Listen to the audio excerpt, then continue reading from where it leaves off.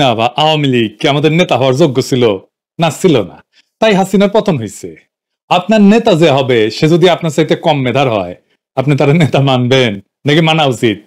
আজকে আমি এমন একটা বিষয় আপনাদের চোখে আঙুল দিয়ে দেখাই দিব যে আপনারা নিজেরাই হতাশ হইয়া যাইবেন। ভাববেন এই ভালসুন গুলো আমাদের নেতা হইতে যাইতেছে। আমি আপনাদের হতাশ করতে চাই না, কিন্তু আমি সত্যি হতাশ হই যখন রাজনৈতিক নেতারা, সিনিয়র নেতারা মূর্খের মতো আচরণ করে। আমি সত্যি দুঃখিত যে এইভাবে বলতে হচ্ছে, কিন্তু আপনারা দেখবেন ওনারা কেমন মূর্খের মতো আচরণ করেছেন। আসেন আলাপে আসি।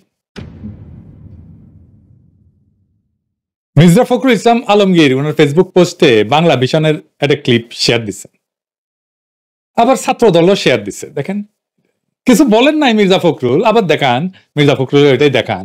কিন্তু বাংলা ভিশনের পোস্টে বলা আছে বিএনপির অনুষ্ঠানের ভাইরাল ছবির পেছনের ঘটনা জানাইলেন নাদিম নিজেই।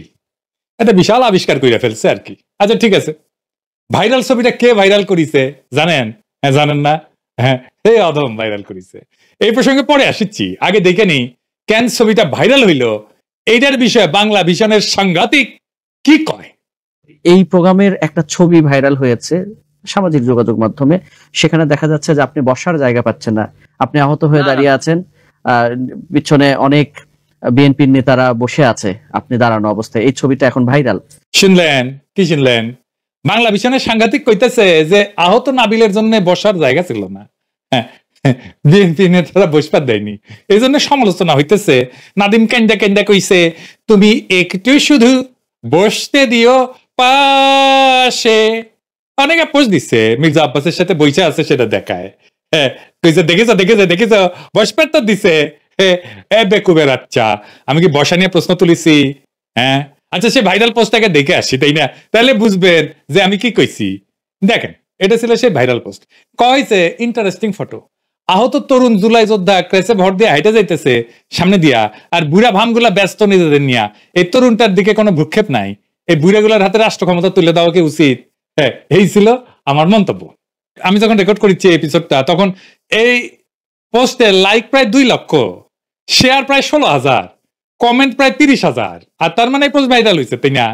তো এই ছবিটা দেখে একটা প্রশ্ন করেছিলাম, এটা সে পাশের ছবিটা দেখে দেন। বসতে দেওয়া নিয়ে কোনো প্রশ্ন আছে আমার পোস্টে? নাই। এই সাংঘাতিক তো কনটেক্সটই জানে না, সাক্ষাৎকার নিয়ে বসে আছে। ওইখানে সামনে যারা নেতারা বসেছিল ওর সাথে ফুসুর করেছিল, তাদের কথা শোনা দরকার। আমি কি প্রশ্ন তুলছি এটাই বুঝে নাই। আবার কচু খেতে একটা ভিডিও শেয়ার দেখছে, সে নাকি 100 টাকা করিছে। এইটা সে ওই ছবির যেই অংশ উনি ওই কচু খেতে ভিডিও দিছে, ওটা না দেখান না দেখি। দেশে তার দল এবং এই জাতিকে অক্ষত রাখার জন্য প্রাণপণ চেষ্টা করে সফল হয়েছেন জনাব তারেক রহমান।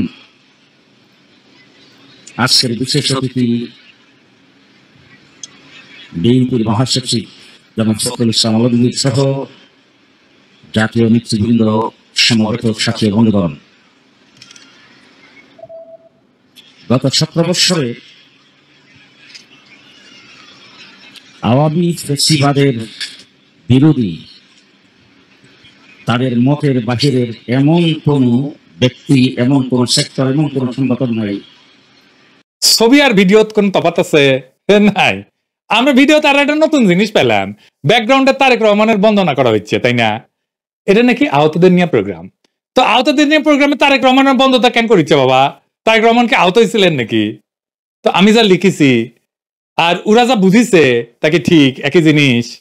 এই বুদ্ধি নিয়ে, এই মেধা নিয়ে রাজনীতি করে আলাপ করে বেড়াইছেন, রাষ্ট্র চালাইবেন আপনারা। হ্যাঁ, আপনারা তো আম কইলে আমরা বুঝবেন। একজনেরও মাথা আসলো না যে এই লোক তো এই কথা কয় নাই, বসাবসি নিয়ে তো কোনো কথা কয় নাই। বাংলায় তো লেখা আছে, তাই না? ফ্রেঞ্চে তো লিখি নাই। ফ্রেঞ্চে লিখলেও তো গুগল ট্রান্সলেট করে পড়া যায় কি লিখেছি, তাই না? বাংলা লেখাপড়া বুঝতে পারেন না, মির্জা ফখরুলকে বুঝে এটা শেয়ার দিলেন, মানে উনি বুঝলেনই না আমি কেন সমালোচনা করেছি। ওই ছবিটা তো মিথ্যা বলেনি, কিন্তু তাতেই আমার গালাগালি শেষ নাই, কয় আমি নাকি গুজব ছড়াইছি। ছবিতে বুড়াগুলা কি করতেছে, কি ছেলেটার দিকে তাকায় নাই পর্যন্ত। দেখেন, আবার এইখানে আমাদের বড় দলগুলার গণতান্ত্রিক ভণ্ডামি উদ্ঘাটিত হয়। ছবিটা তোলা হয়েছে একটা প্রকাশ্য অনুষ্ঠানে, যেখানে একজন তরুণ, যে বর্ষা বিপ্লবের একজন আহত শ্রেণী, ও হয়তো বিএনপি করে, ছাত্র দল করে, হয়তো প্রেসে ভোট দেওয়ার সামনে দিয়ে হাইটা যাইতেছে। সেই সময় তার সামনে বসা প্রবীণ রাজনৈতিক নেতারা কেউ তার দিকে তাকাচ্ছে না, কেউ না, কেউ তার সাথে চোখাচোখি করতেছে না, নিজেদের মধ্যে আলাপ করতেছে মগ্ন। এডিটর সাহেব দেখেন না, এটা সার্কেল করে দেখা দেন। এবং আমি এটাকে বলছি ইন্টারেস্টিং ফটো, না চেঁচাই কইছি, না বকাঝকা করে কইছি, কেবল একজন রাজনৈতিক পর্যবেক্ষক হিসেবে দৃশ্যত বাস্তবতা ব্যাখ্যা করেছি। আমি কি ভুল দেখেছি? আপনারাও তো দেখেছেন, তাই না? কেউ কেউ বলছে আমি পুরোটা দেখিনি, বলা হইলে আমি গুজব ছড়াইছি। এখন প্রশ্ন, আমি কি আসলে গুজব ছড়াইলাম? না, আমি তো গুজব ছড়াই নাই, বরং নির্মম এক সত্যের টুকরা সামনে আনিছিলাম, যা দেখা কারো কারোর জন্য অস্বস্তিকর।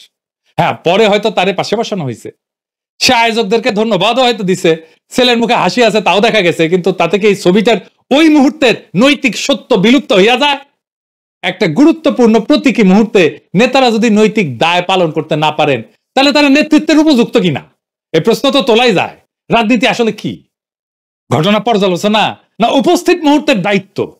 জাপল সার্চ কইছিলেন, man is nothing else but what he makes of himself. ইংরেজি যেহেতু কইছে ঠিকই কইছে, মানে মানুষ আসলে কিছু না, সে আসলে নিজেকে কি তৈরি করে সেটাই।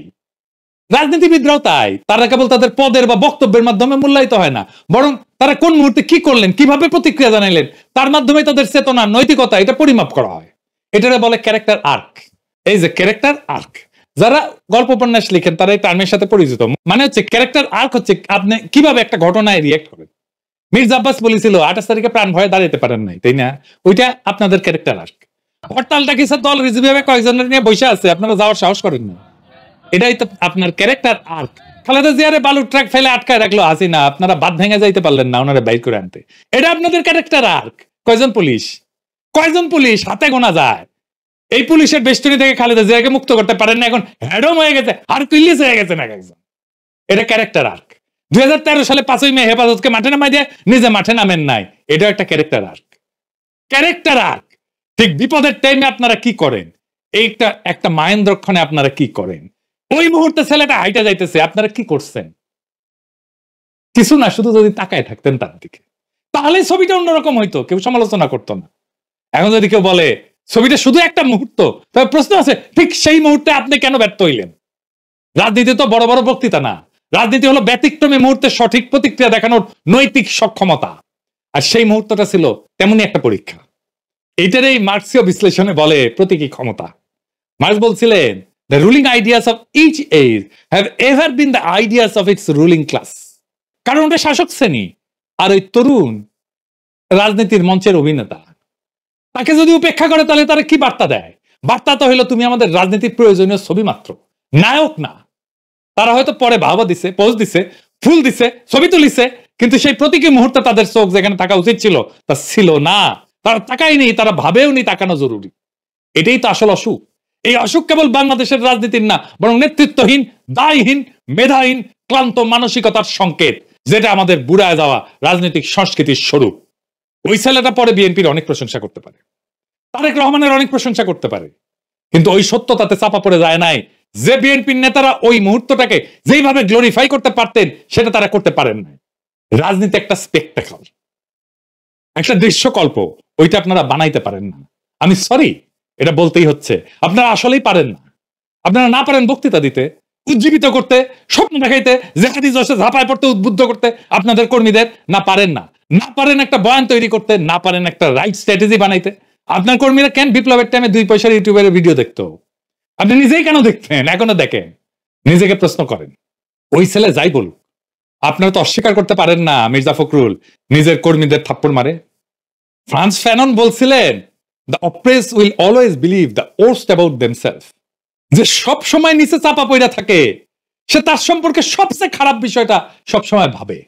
এই তরুণ দীর্ঘদিনের দুঃসহ অভিজ্ঞতার পর একটা শুদ্ধতর স্বীকৃতি পাইতে পারতেন, সেটা দেওয়া হয় নাই। সে বিএনপির কর্মী, সে তো থাপ্পড় খাওয়ার কথা ছিল মির্জা ফখরুলের কাছে, তাই না?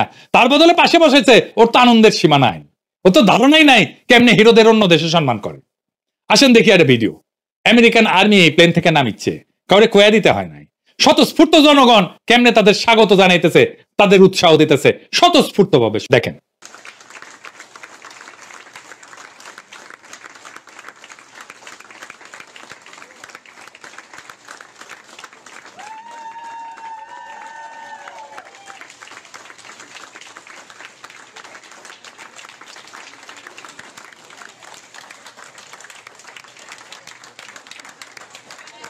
এইবার দেখেন একটা অনুষ্ঠানে আনুষ্ঠানিকভাবে কেমনে সম্মান জানায় হিরোরে।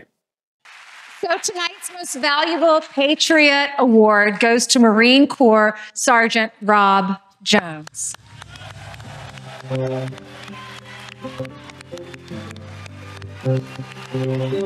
Congratulations, man. So proud of you. Yeah, good to see you all again, too. Proud of you.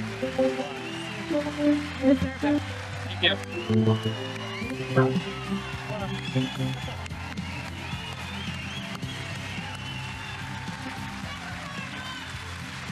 So, Rob, the country's inspired by you, your story, and the one they just saw when we were introduced for the first time.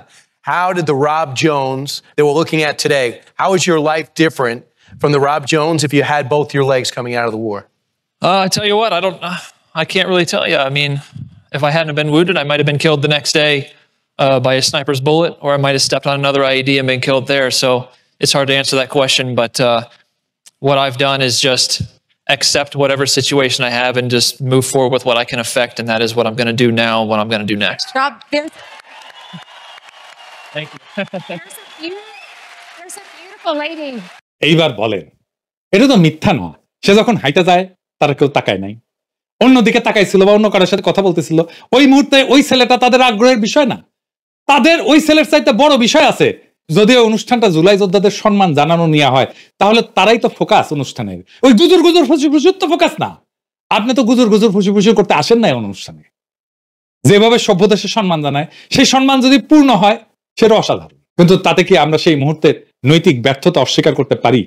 আমি যা করছি তা গুজব না, তা হচ্ছে রাজনৈতিক স্মৃতির সংরক্ষণ। আমার পোস্ট ছিল এক ধরনের নৈতিক প্রশ্ন, সেটাই বিএনপির সহ্য হয় না। এটাই হইতেছে বিএনপির কালচার, এটা বিএনপির রাজনীতি। কারণ এইখানে প্রশ্ন করলে গালি আসে, সত্য তুলে ধরলে ষড়যন্ত্র হয়, আর ছবি বিশ্লেষণ করলে গুজব হয়। এই মুহূর্তটা আমাদের দেখাইছে নেতৃত্ব বদলানোই যথেষ্ট না, নেতৃত্বের দর্শনও বদলাইতে হবে। আর ওই মুহূর্তটা, ওই তরুণটা আমাদের চোখে আঙুল দিয়ে দেখাই দিছে ক্ষমতার জন্য কে প্রস্তুত, কে সময়ের ক্লান্ত চেহারা। এই ছবিটা ইতিহাস সংরক্ষণ করবে। আমি যেইভাবে বলছি, ইতিহাসও সেই ভাষায় একদিন উত্তর দেবে। কারণ রাজনৈতিক ছবি কখনো শুধু আলোকচিত্র না, ওটা সময়ের দলিল। এরপরে বিএনপি কর্মীদের তো গালাগালি শেষ নাই। হ্যাঁ, আমি এটা ব্যাজ অব অনার হিসাবে নেই। বিএনপির কর্মীরা যখন প্রাণ নিয়ে দৌড় বেড়াইতো, গুম হইতো, নির্বিচারে ক্রসফায়ারে মারা যাইতো, সেই সময়গুলোতে আমি বিএনপির ক্রসফায়ারে মারা যাওয়া কর্মীদের নিয়ে এমন ভিডিও বানাইতাম। দেখেন রিটেশ সাহেব, একটু দেখা দেন। আওয়ামী লীগের হামলা মামলার ভয়ে 15 বছর ধরে চট্টগ্রামে আতঙ্কের সাথে পরিবার নিয়ে থাকতেন তিনি। কখনো কখনো ঢাকায় অবস্থান করতেন পলিটিক্যাল কারণে। এমনকি খুন হওয়ার 4 দিন আগেই ঢাকা থেকে এসেছিলেন নুরু। নুরু হত্যার কোনো বিচার হয়নি। শুধু নুরু নয়, এমন অসংখ্য মানুষকে হাসিনার পুলিশ, র্যাব এভাবেই হত্যা করেছে। অনেকের লাশ খুঁজেও পাওয়া যায়নি। নুরু পরিবার ভাগ্যবান, তার লাশ অন্তত পরম মমতায় কর্ণফুলী নদী তীরে পৌঁছে দিয়েছে। কর্ণফুলী নদী সাক্ষী আছে, সাক্ষী আছে সেই রাতের চন্দ্র তারা। আমরা তোমাদের সাক্ষী মানলাম। হাসিনার ফ্যাসিস্ট শাসনে স্বজন হারানো হাজার হাজার মানুষের কান্নাকে কর্ণফুলী তুমি অনন্তকাল বয়ে নিয়ে যেও, ততদিন যতদিন মানুষ টিকে থাকবে। আমাদের সম্মিলিত কান্নাকে কর্ণফুলী তোমার কাছে গচ্ছিত রাখলাম। বিএনপির যে কর্মী সমর্থকেরা এই ছবি নিয়ে কচু খেতির উস্কানিতে উন্মত্তের মতো আচরণ করেছে, আজকে ক্ষমতার কাছাকাছি পৌঁছে, তাদের তখন দেখা যেত না। আমি বিএনপি না কইরাও সে দাহকালে বিএনপির পাশে দাঁড়াইছিলাম যখন বিএনপি মজলুম ছিল। আবারও দাঁড়াবো যদি মজলুম হয়। আবার এই বিএনপি সামান্য সমালোচনা নিতে পারে না। আপনাদের কাছে প্রশ্ন, যেই বিএনপি সামান্য সমালোচনা নিতে পারে না, এরকম দলকে আপনারা বাংলাদেশের রাষ্ট্র ক্ষমতায় দেখতে চান কিনা? এদের চকুলটাইতে এক মুহূর্ত লাগে না। পৃথিবীতে একটা নজিরবিহীন ছাত্র জনতার বিপ্লব হয়েছে, সেই বিপ্লবকে পৃথিবীর সামনে দেখিয়ে দিতে হবে এই রক্তাক্ত বিপ্লবের মধ্য দিয়ে।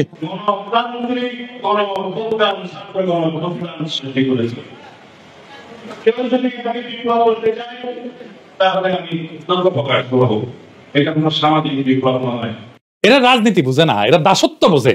যে ওর দলের দাসত্ব করবে ওরা তার সাথে থাকবে, আর তার বাইরে যারা তারা শত্রু। যারাই এদের দাস না, তার উপরে এটা ঝাঁপায় পড়বে নেকড়ের মতো জিঘাংসা নিয়ে। সেই দিন যেমন কর্ণফুলীর সাক্ষী রাখিছিলাম, আজকেও আমার দর্শকদের সাক্ষী রাখতেছি আর শপথ নিচ্ছি এই দুর্বিনীত রাজনৈতিক চর্চাকে কোনোভাবে বাংলাদেশের মাটিতে খুঁটি গাঁথতে দেব না ইনশাল্লাহ। বিএনপির নেতাকর্মীদের বলি, আমার পরামর্শ নিতে পারেন নাও পারেন, কিন্তু কয়ে রাখা আমার দায়িত্ব। কচু খেতিদের দিয়ে রাজনীতি তৈরি হইতে দিয়েন না। গোয়েন্দা সংস্থার টাকা দিয়ে চলা মানুষরা বাজারে মাইয়া মানুষের মতো। প্রচুর লাশময়ী হয়, সাথে থাকে রোগ। দ্বিতীয় বিশ্বযুদ্ধের টাইমে এই রোগ এতই বাইরে গেছিল, সৈনিকদের মধ্যে যে এমন পোস্টার ছাপাইতে হয়েছিল। আমি বিএনপির অফিসে ইনকা পোস্টার লাগিয়ে দিতে চাই কচু খেতিরে নিয়ে, কচু খেতির সংস্রব এড়ানোর জন্য। এই প্রসঙ্গে একটা বড়দের কৌতুক দিয়া এপিসোড শেষ করব। বাচ্চা লোক এপিসোডটা না দেখলেই ভালো হবে। এই কৌতুক কলে আঙ্কারে মেডিকেল কলেজের কৌতুক। মেডিকেল কলেজে ইনকা প্রচুর কৌতুক আছে যা বাইরে আপনারা জানবেন না। এক পংটা পোলা তার ডাবল পংটা বাপরে যা কইতেছে, বাপ টাকা দাও টাকা দাও টাকা দাও। বাপ কয় কি করবি টাকা দিয়া? তো কয়, তো বাপ কয় যাইস না বাপ, তোকে রিকোয়েস্ট করেছি। তো পোলা তো অবাক, বাপ নিজেই পংটা, সে কেন বাধা দেয়? তো পোলা কয় কেন যাবো না? তো বাপ কয় গেলে তোর সিভিলিস হবি, সিভিলিস খুব খারাপ আসুক, তোর সিভিলিস হলে কাজের বুয়ার হবি, কাজের বুয়ার হলে আমার হবি, আমার হলে কলে পুরা পাড়ার হবি। খুব খেয়াল। বিএনপি কচু খেতির সিভিলিস যদি আপনারে ধরে, বাংলাদেশের কোনো রক্ষা নাই, পুরা বাংলাদেশ ছড়ে যাবি। কি হবি জানেন?